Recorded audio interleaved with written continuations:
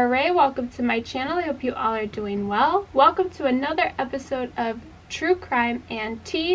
It has been a little while since I have been able to post a new true crime video, our monthly true crime video, and that is because behind the scenes I kind of stopped working on the true crime and Thursday videos because I want to, well, I didn't stop working on them. I stopped videoing them because I want to get as many videos and research as many things as I can to give you guys new and updated content in those topics. So I've been working on this case that we are going to talk about today for a while, and as well as the future Thursday videos you guys are going to see. But with that said, let's talk about the case we are talking about today. And this is one that I have been following for so many years and only just got justice this year. We are talking about Sarah and Amina Saeed, who were two sisters that were murdered. And if you haven't heard this one, you are going to be blown away. So you know the drill? Like, comment, subscribe, hit the bell for notifications of when I upload, and let's get into this case. If you're here for the first time, hello, welcome to True Crime and Tea. It is where we sit down and talk about a specific true crime case over a drink, a cup of tea, coffee, whatever you prefer to drink. Speaking of which, I am drinking tea today. It is a matcha tea and it's so perfect for the weather and everything, something nice and warm and comforting when it comes to cases such as the ones we have been covering.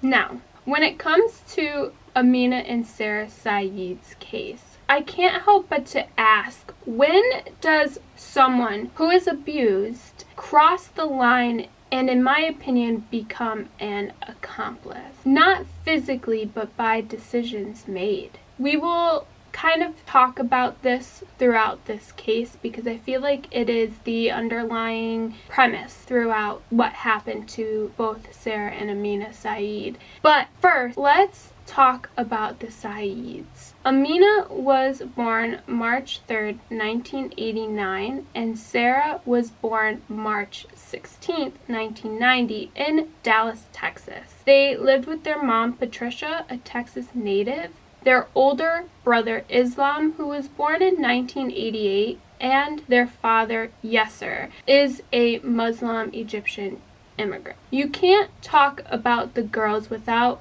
understanding kind of the past and how they were brought up. In cases like these, parents are a big way to understanding what could have happened or what went wrong and things along those lines. So we are going to touch a little bit on the parents here at this moment and then continue with Sarah and Amina's upbringing, because at the end of the day, they are the utmost importance when it comes to this case, Sarah and Amina. But let's begin with their dad, Yasser. He is the oldest of 5 children and was born January 27th, 1957 in Sinai, Egypt. I hope I'm pronouncing that right, I hope I'm pronouncing that right. Yasser came over to the U.S. on a student visa in 1983 and gained citizenship in 1997. He was a taxi driver here. In February of 87, so just a year before Amina and Sarah's older brother Islam was born, Yasser, who was 30 years old at the time, married Patricia Owens, who actually was 15 at the time.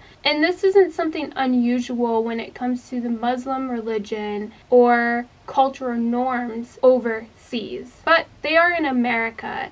And this isn't something that is normal for someone to marry at 15. So how did Patricia and Yasser meet? Patricia, who also used to go by Tissy, but for the focus of this video, we're going to continue to call her Patricia. She actually dated Yasser's brother, Yasim, first when she was only 14. And They actually almost got married, but they broke it off, and she then got together with Yasser. And he convinced Patricia's dad that he loved her, that the Saeeds had money and they would take care of her. Patricia's dad initially said no, but it was her mom who convinced her dad to allow the marriage to happen. And just like a lot of situations like this, after 6 months to a year, things went downhill. He became more controlling, abusive, and separated her from her family. Tea time.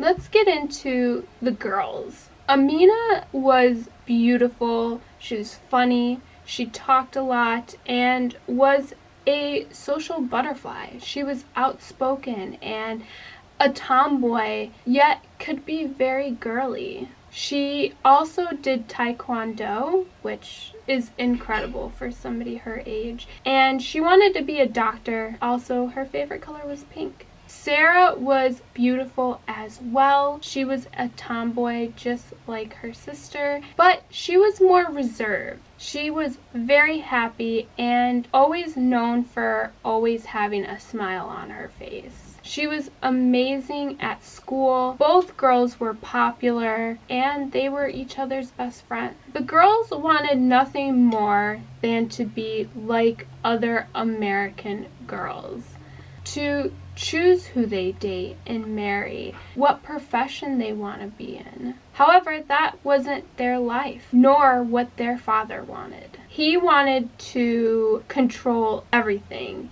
and even became abusive to not only their mother, Patricia, but the girls as well. And if you're wondering, well, what about Islam? The girls were very close with their older brother. However, he got everything, had no rules. And if we step back, this is something very typical for their religion. The oldest male is going to be treated a lot different than the female counterpart. And even if we may not understand why that is or anything when it comes to that, that is just how it is. We can't really say much. We can't really judge that much. My mom's listening to the YMCA. I am so sorry. Anyways, this is something typical in that religion and culture, that the oldest son, the heir, if you want to say, has different standards to how he's treated and everything than his sisters are going to be. That is how, unfortunately, things are, and we can't decide whether it's right or wrong when it is the norm there. I hope that makes sense. In May of 1998, the girls were 8 and 9 when they spoke about SA from their father, Yasser, except Patricia never reported it. In fact, it was Patricia's mother, the girl's grandmother, who turned him in. CPS and the police were contacted. They got an exam done, which didn't rule out the alleged assault. However, when the girls were in the hospital and staying away from the house, Yasser kept calling the girls and making threats. And when he was placed under arrest, their mother Patricia told Amina and Sarah that Daddy would go to jail, and proceeded to get the girls to recant their stories. But if you just look at the videos out there of the way Yasser interacts with the girls, it is very creepy and disturbing. I mean, take a look for yourself. This is illegal. Do I videotape you when you're sleeping? Hey, yes, sir. These are videos that have rarely been seen. Wow, look at these eyes. If I put my eye on you. I'm gonna get sick now. This is Yasser Saeed Okay, turn it off, Dad. with his teenage daughters Amina and Sarah. He followed them everywhere, and he recorded their every move. Here, he's keeping an eerie watch on Sarah at work. She smiled to the customer. Bubba, she has to. Part of her job. She's in trouble. But problems with their dad went back years. When they were younger, the girls told police he was sexually abusing them. This is him again behind the camera. Nice legs. I got this. Take this blanket from this one in the back. No! Go. No! Get away! Take. No! The girls told police they were scared of what he might do one day. Get out! Get the other one. Amina and Sarah both had secret boyfriends. I'm not sure how Sarah and Eric got together, but Amina met Joseph in her Taekwondo class, and their love took off from there.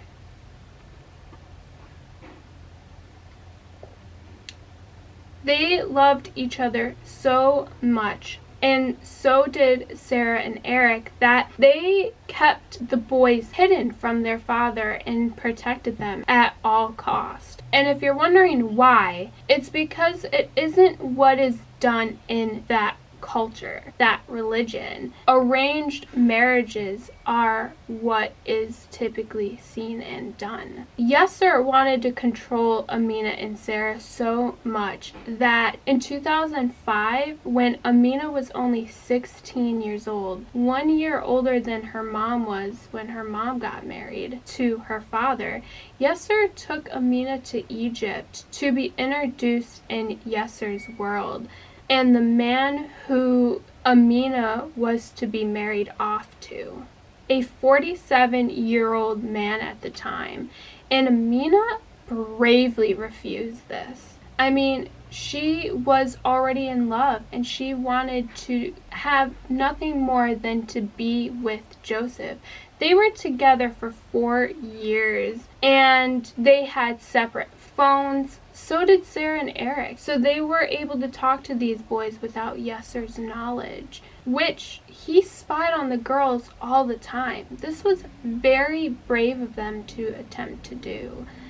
And Amina was even so afraid that something would happen to Joseph that she sent him a picture of all of her family members, saying, if you see any of these people, run, because your life is in danger. Amina and Sarah were constantly being secretly videotaped of Yasser spying on his daughter, Sarah, who got a job as a store clerk, much like her mother. But Yasser sat in the car with Amina, filming Sarah getting bothered, stating, oh, she's in trouble, when she was smiling at a customer and being polite as you would do if you were working in her position. Amina would write Joseph letters all the time, and it's so sweet. Unfortunately, Yasser found one of those letters and got furious, as you could probably think. Amina lied, saying it was a letter to a fake guy, but Yasser didn't believe her. So he moved the entire family from Bedford, Texas to Louisville, Texas. Joseph had no idea what happened, where she went, until Amina sent a message to her Taekwondo instructor and explained what happened.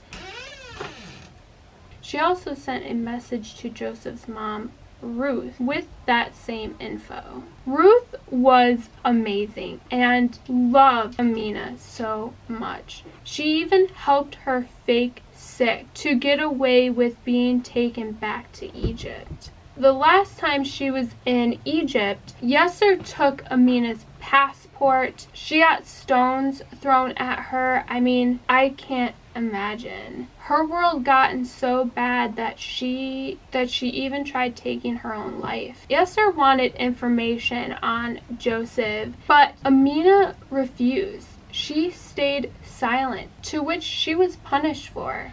I'm talking about being kicked in the mouth and stomach. On December 26th of 2007, Amina and Sarah finally decided to run away. They had enough of the threats and abuse that they just wanted to run away with their boyfriends. However, Amina didn't want Yasser to know or find Joseph, period. So to protect Joseph, Instead of bringing him along like Sarah did with Eric, Amina brought a friend named Eddie in hope Yasser would think that was who her boyfriend was. The thing is, Patricia found out about the girls' plans, which she couldn't allow them to do. She then proceeds to tell the girls that she has been wanting to leave Yasser for the longest time, as stating that him making threats to the girls due to them dating American guys, she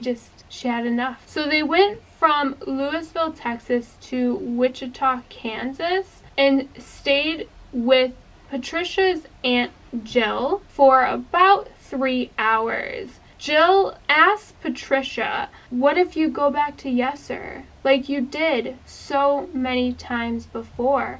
And this is a logical statement. If you look at abuse cases, the majority of the time, abuse victims will go back to their abuser. If we look at the case of abused victims going back to their abuser, 80% of them do. But Patricia simply said she wouldn't because he'd kill the girls. So, my opinion here, and I try not to interject my thoughts too much because I don't want to persuade you guys one way or another. I want you guys to have your own opinion on the case and everyone within it. However, she clearly just stated he would kill the girls. So she knew the consequences of her actions if she were to go back. It just makes you think about that. When it comes to the question I asked earlier, when do you cross that line of being an abused victim to a willing accomplice? And I know you're probably like, whoa, she hasn't done anything yet, but let's continue with the story first. But let's continue and tell you more about what happened first. So, on December 27th, 2007, Patricia and the girls stayed at a hotel as they searched for a place. They discarded all their phones, believing that Yasser could track them via the phones. So they got all new phones. But something that's always stuck with me is that Joseph's mom, Ruth, expressed how she felt all of this was a mistake. And the main thing she stated was that the girls being with their mom here was a mistake. Was it? That's something we can never fully be like, yes, this is why it all happened. If they weren't with their mom, this, and this. I mean, in opinions, yes, we can make that decision. However, where's that line?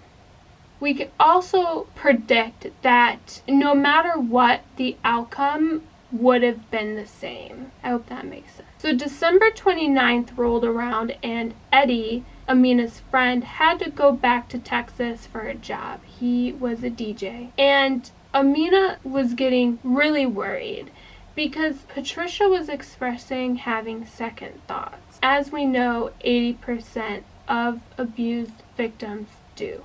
Now, there is something I want to interject here, and it is from Eric, Sarah's boyfriend.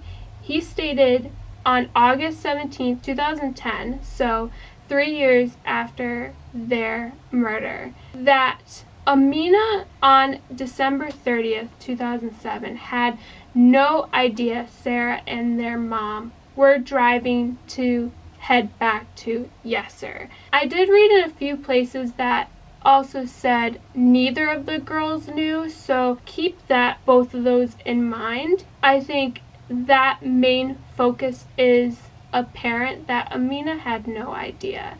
And that's heartbreaking because how do you keep something like that from your daughter? But how did we get here anyway? What drove Patricia to have those second thoughts? Well, she talked to Yasim, Yasser's brother, yes, the one she dated first between the two brothers. And Yasim told her that Yasser has changed. He's going to do better. He's not going to be abusive anymore and all those things, that they try to say to get that victim back in, to pull you back in by hearing all the right things you want to hear. And he also told Patricia that she should talk to Yasser. Now, Patricia and everyone said Amina hated Yasser, and both the girls would never go back, which is why I interjected the whole, I'm not sure if either of them knew they were going back to Yasser. However, we're never going to know if they did or not, but we can be certain that Amina didn't. So Patricia told the girls that they were going to go and stay at Patricia's sister Connie's place so Patricia can put flowers on her mother's grave, and so they can stay for New Year's. However, when they got to Texas, Patricia came clean, and Amina was upset, and rightfully so. On December 31st, Amina called Connie, asking if she knew Patricia was going back to Yasser, and Connie had no idea. And she has stated that Amina said she was scared and that this is the end for them. So what did Amina do? Well, she didn't go with Patricia and Sarah back to Yasser's place. Instead, she went to Eddie's home to be safe. But January 1st rolled around. At 8:43, Sarah texted Amina saying that their mom wanted her to call and come home, that Yasser has forgiven them and wants to take the girls to dinner. However, Amina refused, but Patricia was more persistent and kept on it until Amina said okay. But that is when the fears the girls had and Patricia said would happen did. Before we continue, we need to talk about honor killing because that is something that goes hand in hand with this case.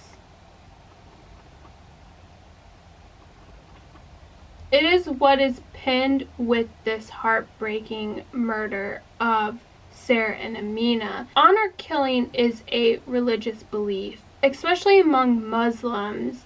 When disobedience occurs and to restore honor in the family, they kill, they remove the disobedience, as in killing them. This is something that typically happens overseas, but doesn't mean it don't happen everywhere. And as we know, Yasser hated anything to do with Americanized things and boys. He wanted all the control. I mean, he would even call his wife, Patricia, trash because she is American. So, after Yasser picked up the girls, he drove to Irving, Texas, where he shot both Amina and Sarah. Amina was shot twice and died immediately, while Sarah was shot 9 times, but managed to get out a 911 call. That is heartbreaking, because you can hear Sarah's last breath. I will play a portion of it. Warning to whoever is going to listen to this, it is heartbreaking and very devastating. So, forewarned, it's difficult.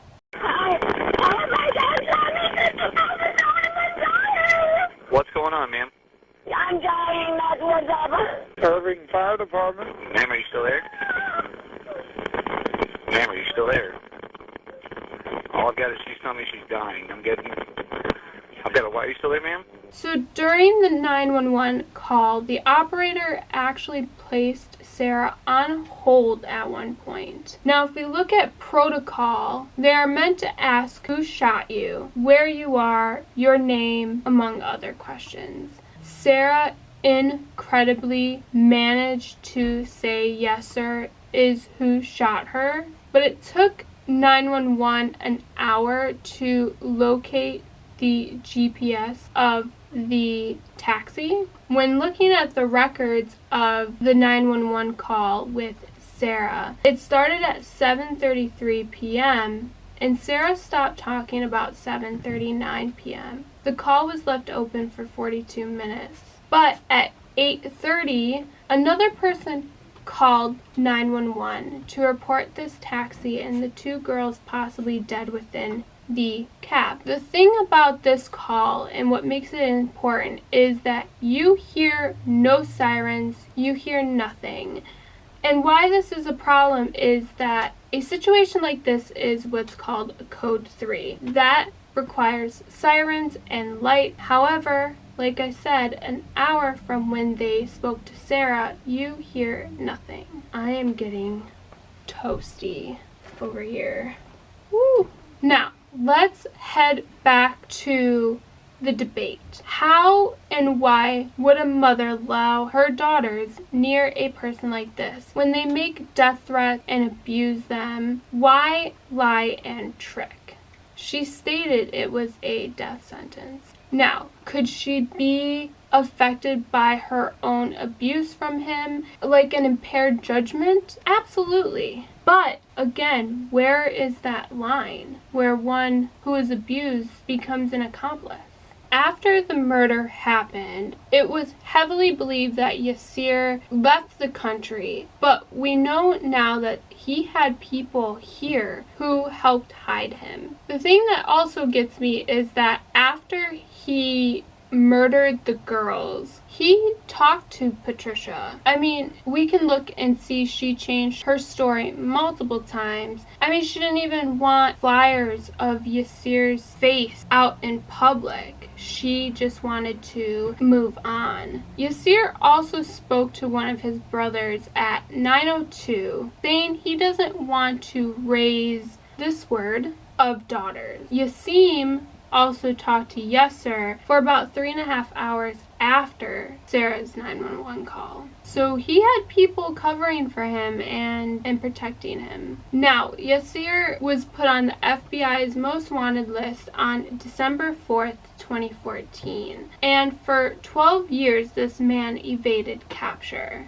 But 2 years before getting caught, he was almost caught. What led to his arrest was a maintenance worker at his son Islam's apartment saw a man matching Yasser's description while this worker was working on the AC in Islam's apartment. When this worker called the FBI, Yasser was long gone again.